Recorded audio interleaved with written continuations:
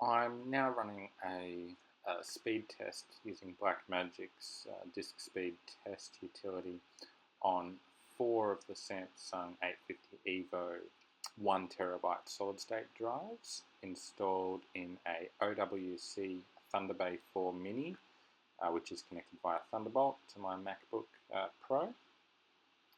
So speeds I'm seeing to start with are around 700 megabytes per second write speed and around 780, 790 megabytes per second read speeds, which is fast enough to have pretty much everything across the board ticked that it will work.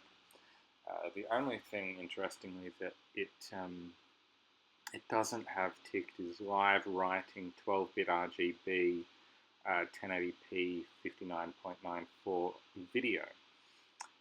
The interesting thing, though, is that I've actually run this test over a period of about an hour, and at times the write speed is actually fast enough that that one gets ticked as well. So just now we're seeing the write speeds variable. Some are dropping around the 690 megabytes per second mark, but it seems to be fairly consistently sitting around the 690 to 700 megabytes per second mark, which is fairly consistent. Now we were down around the 688, but it's come back up on that run through.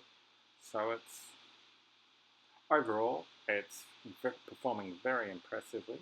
I'm using this setup for video editing and outputting, and I find that it reduces, just as an example, the conversion time of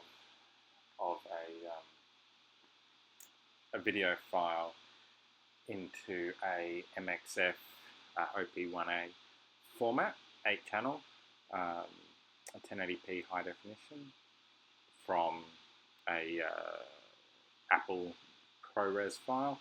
It converts in about 15 to 20 minutes for a 28.5 minute episode. So that's with all the files on this RAID drive. So it's reading from here and writing to here. So I'm finding that to be a huge performance increase and productivity increase for me compared to doing the same thing on either my my local drive, which is a solid state drive as well, where it takes about an hour. Same deal on an external USB solid state drive, and it's even longer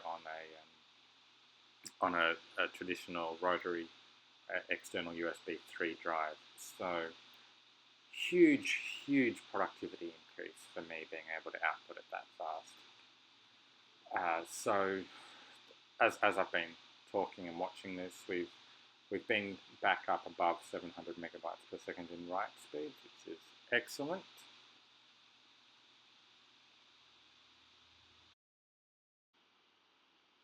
Now, if we jump into 20 times the speed, if you just watch the specs here. Now, obviously, you're not seeing everything because this is about 50 minutes worth of video that I've sped up quite significantly. But you'll notice just now, and it's gone and back, we've got that that final box ticked. So at that point, what we're seeing is the write speeds are actually ticking up just that little bit higher to between around 715 and 720 megabytes per second.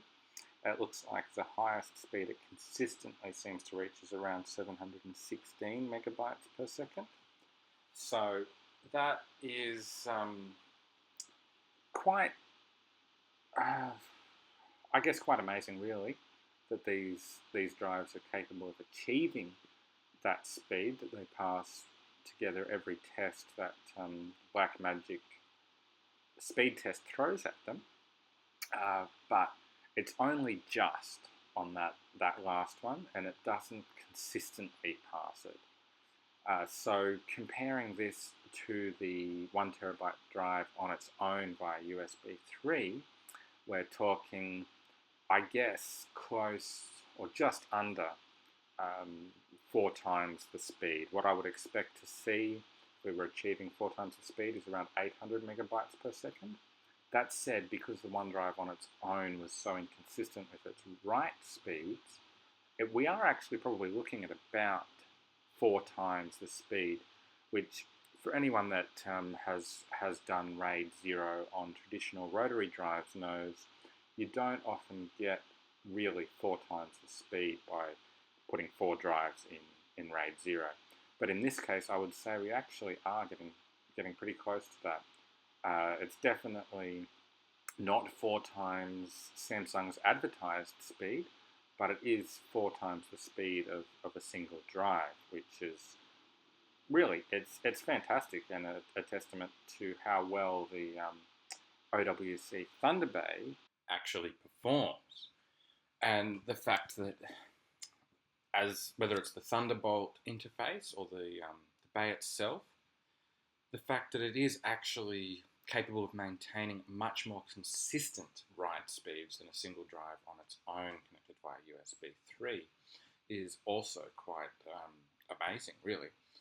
The OneDrive on its own via USB 3 was extremely inconsistent, and I'd love to know whether that inconsistency is the USB 3 bus, or whether the fact that in RAID 0 or 0, the writing is distributed, and that very, very slight spacing between writing to each drives, perhaps, I don't know, is enough that the ultra-write technology that Samsung has on the drives is able to maintain the higher speeds. I don't know. I'd love to know what it actually is, and I'm thinking I might have to try running this test on the Samsung drive, just one on its own connected via a Thunderbolt external enclosure, and see if it is actually capable of performing consistently that way, and thus whether it is the drive or whether it's the interface.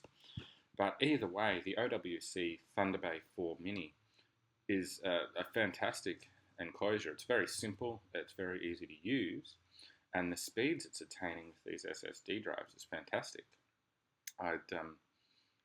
I'd say I'd be disappointed if I was expecting it to achieve the speeds that Samsung advertised. And admittedly, I am a bit disappointed that it doesn't achieve those speeds. But nevertheless, it does achieve some pretty high performance speeds. I'd really be interested to see how the Pro versions of those drives perform. I think it's the 850 Pro SSDs, and see if they're actually capable of achieving and maintaining higher speeds still. If you've got some, I'd love to see your speeds, what you're achieving with them. If you've had any experiences with the 850 EVO drives and what speeds you're achieving, I'd also love to see that. They've been very, very efficient for me here and have really increased my productivity a lot. So if you are doing a lot of video editing or anything that's a lot of disk access and processing, it's really going to increase your productivity like it has mine. It's fantastic. So thumbs up from me. If you've liked the video, click the like button. If you find it helpful, whatever, if you've got any questions about it or you want to know any other stats or specs on it, just ask me in the comments and I'm happy to help answer whatever I can.